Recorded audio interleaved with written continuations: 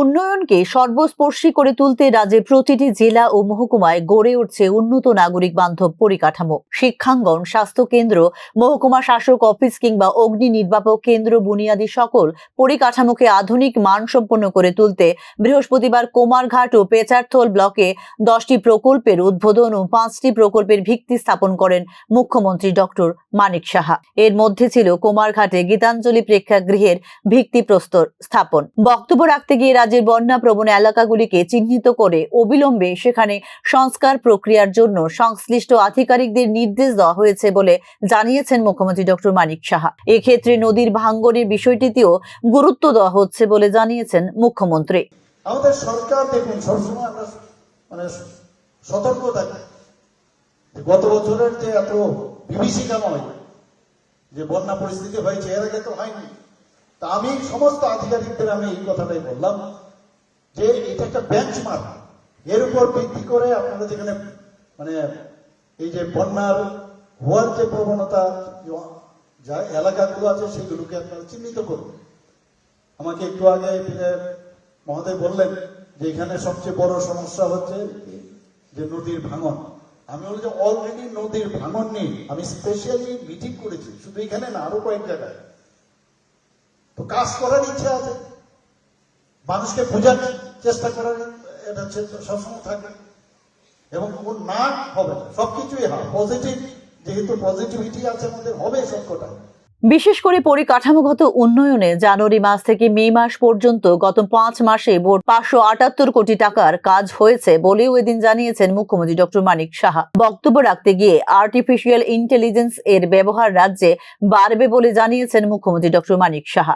578 কোটি টাকা জানুয়ারি থেকে মে পর্যন্ত 578 কোটি টাকার কাজ অলরেডি। আপনারা ভাবুন, আমরা ইনফ্রাস্ট্রাকচার অলরেডি ডেভেলপ করেছি সেখানে। এখানে যদি আমি বলি যে এই কতটা দিন আমি কত জায়গায় আমি গেছি, শেষ করা যাবে না। এখানে এত কাজ আমরা করেছি। এখানে 12ই ফেব্রুয়ারি পশ্চিম জেলার জিরানিয়ার পরিবহন দপ্তরের 6টি উন্নয়নমূলক কাজ আমরা করেছি। এখানে 17ই জানুয়ারি 2025-এ বিলোনিয়ার মহকুমা হাসপাতালের নতুন ভবন, নিহারনগর প্রাথমিক স্বাস্থ্য কেন্দ্র। 20শে জানুয়ারি 2025-এ সিপাহীজলায় 122 কোটি টাকা পেয়ে আপনারা পিএম ডিভাইনে সেখানে যে আমাদের মাদকা সত্য যে বিল্ডিং, সেখানে আমরা তারও ভূমি পূজন হয়েছে। 12ই ফেব্রুয়ারি আমরা যেটা জিরানিয়া পরিবহন দপ্তরের 6টি উন্নয়নমূলক প্রকল্পের ভিত্তিপ্রস্তর স্থাপন করেছি।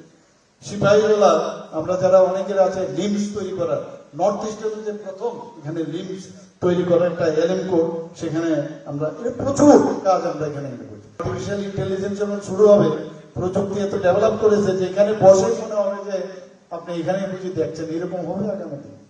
আর্টিফিশিয়াল ইন্টেলিজেন্স নিয়ে ইন 5G আমি অলরেডি একটা বক্তব্য আমি রেখেছিলাম এবার দিল্লিতে আমাদের সামিটে নর্থ ইস্টে। সেখানে আর্টিফিশিয়াল ইন্টেলিজেন্স অনেক জায়গায় গেছে প্রযুক্তি। ত্রিপুরায় বিশেষ করে বিনিয়োগকে আকৃষ্ট করার লক্ষ্যে এশিয়ান ডেভেলপমেন্ট ব্যাংক থেকে $85.4 মিলিয়ন ঋণের মাধ্যমে রাজ্যের অবকাঠামো শক্তিশালী করার জন্য উদ্যোগ নিয়েছে রাজ্য সরকার। বিদ্যুৎ, রাস্তাঘাট, প্লাগ অ্যান্ড প্লে অবকাঠামো, গোদামজাতকরণ সুবিধা সহ আরো বিশেষ কয়েকটি ক্ষেত্রে ব্যবহার করা হবে এই অর্থ রাশি। এদিন প্রায় 30 কোটি টাকার প্রকল্পের উদ্বোধন ও ভিত্তিপ্রস্তর স্থাপন করেন মুখ্যমন্ত্রী doctor Manik Saha. Bureau report, news নাও।